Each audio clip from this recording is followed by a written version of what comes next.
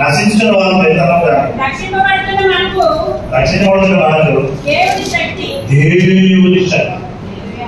సగం అంటే విధేయత. సగం ఏంటంటే విధేయత. విధేయత కలిగి ఉండడం కోసం దేవుడు లైన్లో పెట్టాడు. సంఘానికి శిరస్సు దేవుడు. మనందరూ కూడా సంఘంలో సభ్యులై ఆధార్ కార్డు ఉంటే సంఘం ఏమి ఉపయోగం, బ్యాంక్ అకౌంట్ ఉంటే సంఘంలో ఉపయోగం లేదు, పాన్ కార్డు ఉంటే సంఘంలో ఉపయోగం లేదు, ఏ కార్డు ఉంటే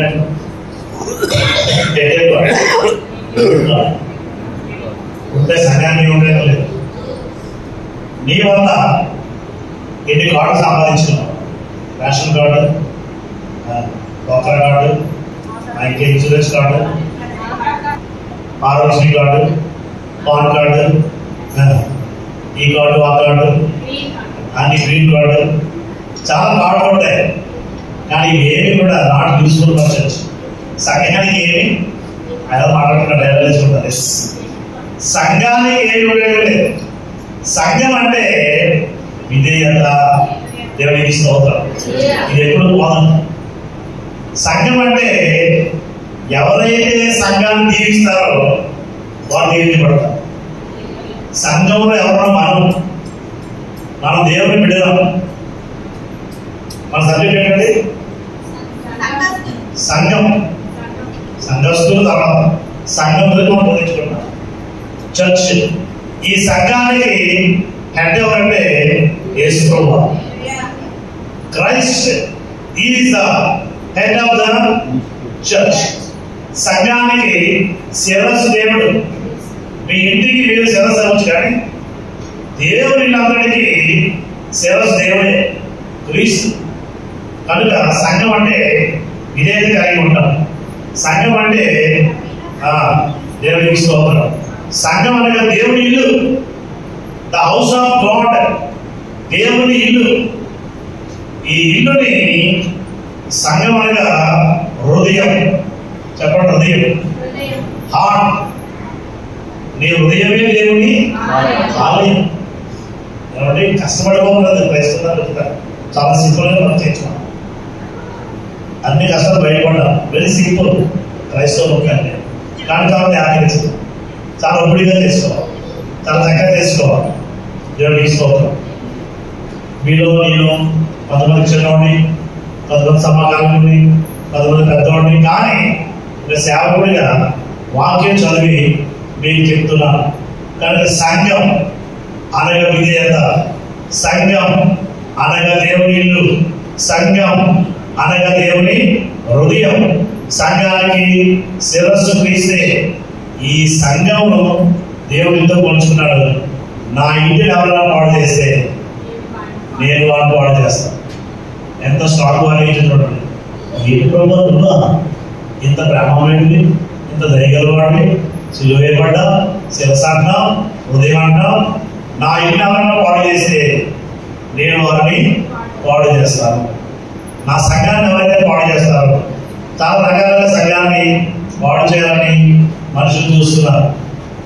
లోపల వారు కానీ బయట వారు కానీ. కనుక అది దేవుని చేతనే కాదు. సంఘం అంటే సంఘమే. నేను నా అమ్మవారి దగ్గరికి వెళ్తే పురపాల సంఘం ఉండేది. పురపాల సంఘంలో చర్చ అందుకోండి. ఏమంటే పురపాల సంఘం అది చర్చకు లోపలికి వెళ్ళాడు.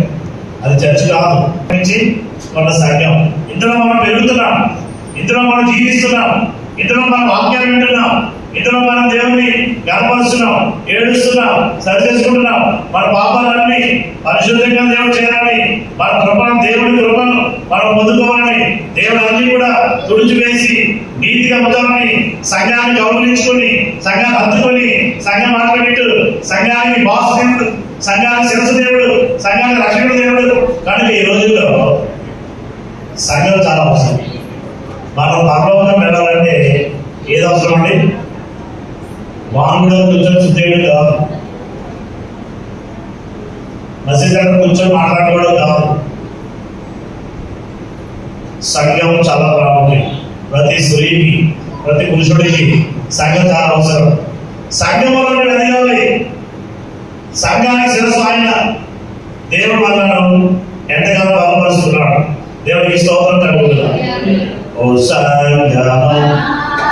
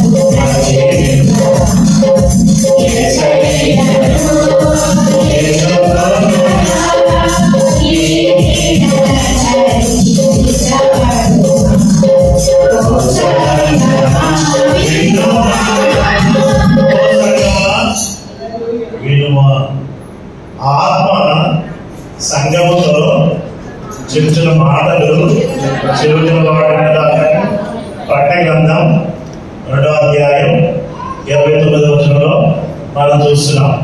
ఆత్మ సంఘంతో చెబుతున్న మాటలు చెవిగలవాడు వీరుగాక.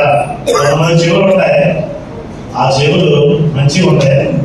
ఇంకో మాట ఏంటంటే చెవులు ఇంకో మాట ఏంటంటే వ్యతిరేక